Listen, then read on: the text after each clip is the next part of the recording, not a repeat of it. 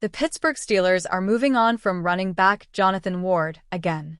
The team announced Thursday it released Ward from the off-season roster. The Steelers didn't include a corresponding move, so for the time being, Pittsburgh will have an extra roster opening. Thursday marked the fourth time the Steelers released Ward in the past year. The veteran running back had been on the Pittsburgh roster since signing a futures contract with the team on January 20th. Ward rushed for 22 yards on 5 carries in 4 games for the Steelers last season. In 46 NFL games, he has registered 91 rushing yards in his NFL career. Steelers part ways with RB Jonathan Ward. Technically, Ward has experienced just one stint with the Steelers. A player has to sign with another organization before returning to a club for it to count as multiple stints.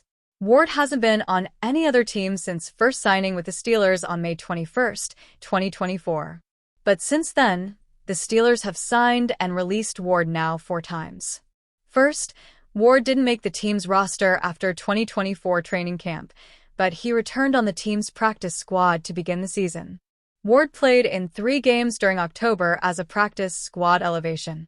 After he reached the maximum amount of elevations, the Steelers signed Ward to their active roster on October 28 for Week 8. Following that matchup, the Steelers released Ward to only re-sign him to their practice squad. That happened again during the second half of last season. The Steelers waived Ward on December 4 and then brought him back on the practice squad 2 days later. Given that history, the safe bet is this won't be the last of Ward in Pittsburgh. The team clearly doesn't mind using the running back to juggle roster spots. Who will the Steelers add to replace Ward on the roster? After the Steelers announced the release of Ward on Thursday afternoon, fans were quick to wonder who the team might be targeting to replace the running back on the roster. Pundits have argued this week the Steelers should add a cornerback in free agency. Some fans on social media speculated that releasing Ward could be a sign the Steelers were making room for former All-Pro cornerback Jalen Ramsey. Technically, the Steelers already had a roster space available to add Ramsey if they wished. Before Ward's release, Pittsburgh had 90 players on its off-season roster, but edge rusher Julius Welschof is exempt through the NFL's International Player Program. In essence, the Steelers are permitted 91 players, so they already had the space before releasing Ward to add another player. Still, it's been rather obvious the Steelers haven't wanted to take advantage of Welshof's exemption this offseason, as the team has mostly stayed to 90 players on the roster. So, it's certainly possible the Steelers have a player in mind to add with Ward's release. Without Ward, the Steelers have 7 running backs remaining on their roster. Jaylen Warren and rookie Caleb Johnson are expected to have the most carries, while veterans Kenneth Gainwell and Cordarrelle Patterson could have small offensive roles as well. The Steelers also have running backs Trey Sermon, Evan Hull, and Max Hurlman on their off-season roster. Pittsburgh Steelers star pass rusher TJ Watt has made news this offseason, but for the wrong reason. Watt will enter the final season of his 4-year, $112.011 million deal in 2025, and extension talks have reportedly not gone well when they've happened at all. Since joining the league in 2017, he's averaging 15.2 sacks per season, 65 tackles with 32 tackles for loss, and 32 QB hits. Again, those are all averages per season, and he's due a huge payday because of those numbers.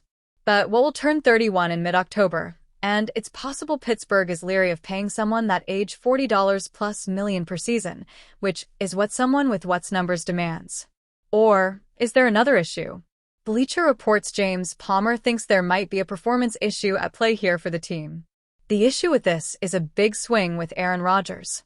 They know how important the defense is going to be, they know they need TJ Watt, and a deal is likely going to get done, Palmer said.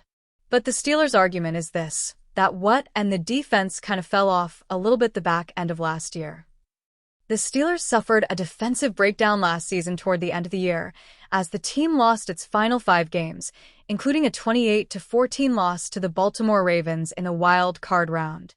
Watt failed to register a sack in the season's final 3 games and finished the year with 11.5. That's the lowest total of his career, where he's played at least 16 games. He's had some injuries, Palmer stated. He's battled through them. He's going to be 31 years old. Do you give $100 million guaranteed to somebody like that? I think that's where this battle's going to happen, but I think a deal is going to end up happening. We are at the stage of the NFL offseason where things could be seen as getting a little slow, and this might be the case with Tampa Bay Buccaneers quarterback Baker Mayfield at the center of an odd trade proposal.